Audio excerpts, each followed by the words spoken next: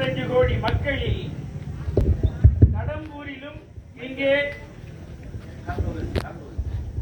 கடம்பூரிலும்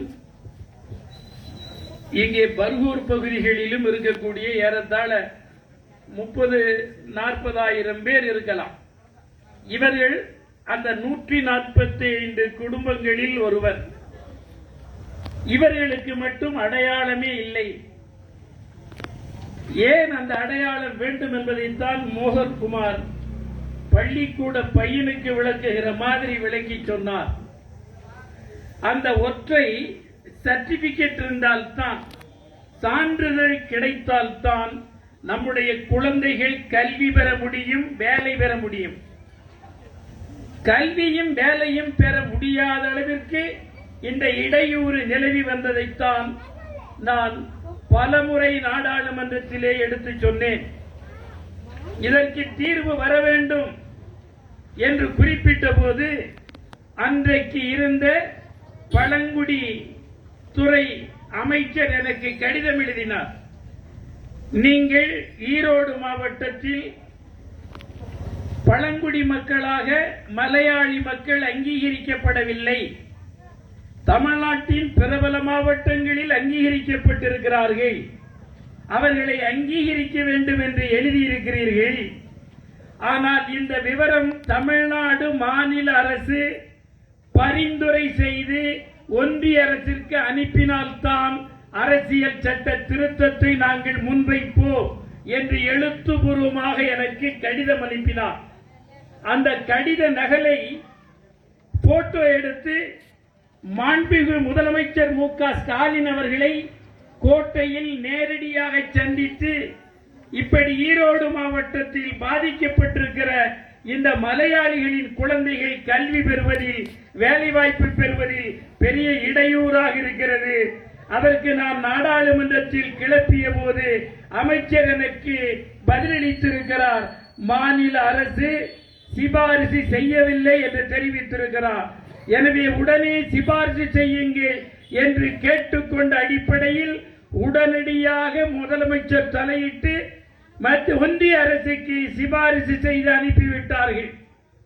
அனுப்பியதற்கு பின்னரும் இன்று வரை நான் பேசுகிற வரை அரசியல் சட்ட திருத்த சட்ட முன்வடிவை நாடாளுமன்றத்தில் முன்வைக்கவில்லை.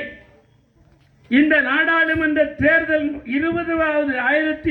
2020 இருந்து இந்த போராட்டத்தை நடத்தி வருகிறேன்.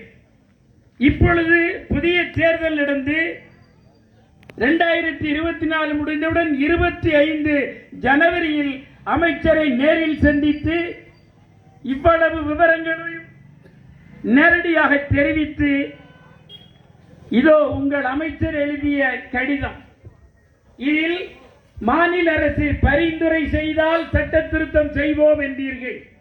பரிந்துரை அனுப்பப்பட்டு விட்டது, அனுப்பி 1.5 வருடங்கள் ஆகிவிட்டது, ஏன் இன்னும் வைக்கவில்லை என்று கேட்டபோதுதான் அடுத்த கூட்டத்தில் பரிசீலித்து வைக்கிறோம் என்று தெரிவித்தார்கள்.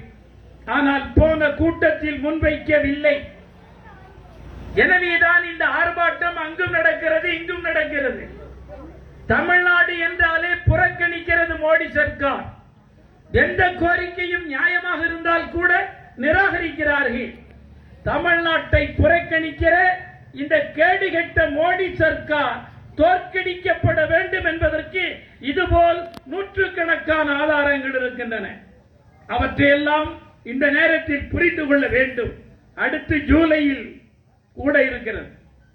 அந்த கூட்டம் நடைபெறுகிற போது அவர்களை நிர்பந்தித்து சட்ட முன்வடிவை முன்வைப்பதற்குரிய எல்லா விதமான தகராறுகளையும் நாடாளுமன்றத்தில் பிற மாநில எம்பிக்களோடு இணைந்து நின்று போராட இருக்கிறோம். போராடியதில் வெற்றி பெறுகிறவரை அங்கும் போராடுவோம். அவசியப்பட்டால் இங்கும் திரட்டி நம்முடைய வலிமையை காட்ட வேண்டிய அவசியம் வருமானால் பின்னர் அது குறித்து உங்களுக்கு தகவல் தெரிவிக்கப்படும். அந்த நேரத்தில் அவற்றை பற்றி பரிசீலிக்கலாம் என்பதை தெரிவிப்பதோடு, இன்றைய ஆர்ப்பாட்டத்தில் பல பகுதிகளில் இருந்தும் வந்திருக்கிறீர்கள். ஒரு சின்ன பிரச்சனை ஒரே ஒரு பேப்பரில் எழுதி நாடாளுமன்றத்தில் முன்வைத்து நிறைவேற்றினால் பிரச்சனை முடிந்துவிடும். ஆனால் மோடி சர்க்கார் வேண்டுமென்றே தமிழ்நாட்டின் கோரிக்கைகளை நிராகரிக்கிற முறையில் 100 நாள் வேலை திட்டங்களுக்கான பணத்தையே கொடுக்காமல் இழுத்தடித்து அதில் ஒரு பகுதியை கொடுத்து தப்பித்தார்கள். புயல் இன்னபிற நெருக்கடிகள் வந்த போதும் தமிழ்நாட்டை புறக்கணித்தார்கள். எல்லா விஷயங்களிலும் தமிழ்நாட்டை புறக்கணிக்கிற மாதிரி இந்த விஷயத்திலேயும் காலம் தாழ்த்துகிறார்கள். இருந்தாலும் இந்த முறை அடிக்கிற முறையில் அடித்து அதற்கு ஒரு தீர்மான நிறைவேற்றம் செய்து சட்ட திருத்தத்திற்கு உரிய நடவடிக்கைகளை மேற்கொள்ளுவோம். நீங்கள் உறுதியாக ஒன்றுபட்டு நின்று அடுத்த கட்ட போராட்டம் நடத்த வேண்டிய அவசியம் ஏற்பட்டால் 2 பகுதிகளையும் இணைத்து நின்று வலிமையான போராட்டம் ஒன்றை நடத்துவோம். அதற்கு நீங்கள் தயாராக வேண்டும் என்று கேட்டு இந்த கொளுத்துகிற வெயிலில் உங்களை அதிக நேரம் காத்திருக்க விரும்பாமல் உங்கள் அனைவருக்கும் நெஞ்சம் நிறைந்த நன்றியை தெரிவிக்கிறோம். இதே முதலமைச்சர் அலுவலகத்தில் எனக்கு எழுத்துப்பூர்வமாக கொடுத்திருக்கிறார்கள். நாங்கள் அனுப்பி 1.5 வருடங்கள் ஆகிவிட்டது என்று சொல்லி இருக்கிறார்கள். அதேபோல் இதே பகுதியில் குடிநீர் பிரச்சனை முதலமைச்சர் முன்னர் 6 எம்பிக்கள் அங்கம் பெற்றுள்ள மாநில அளவிலான எல்லா அதிகாரிகளும் நிறைந்திருந்த அவையில் பர்கூர் பகுதியில், அதை நான் படித்து காட்ட விரும்பவில்லை, நேரமாகும். பர்கூர் பகுதியில் கடுமையான குடிநீர் பற்றாக்குறை நிலவுகிறது.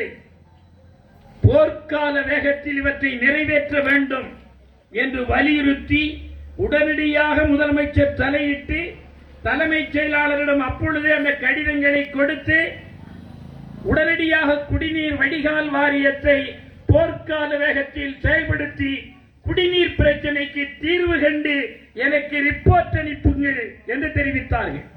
அந்த அடிப்படையில் இன்னமும் அவர்கள் வேலை செய்யவில்லை. அதிகாரிகளிடம் வேலை வாங்குவது கடினமானது.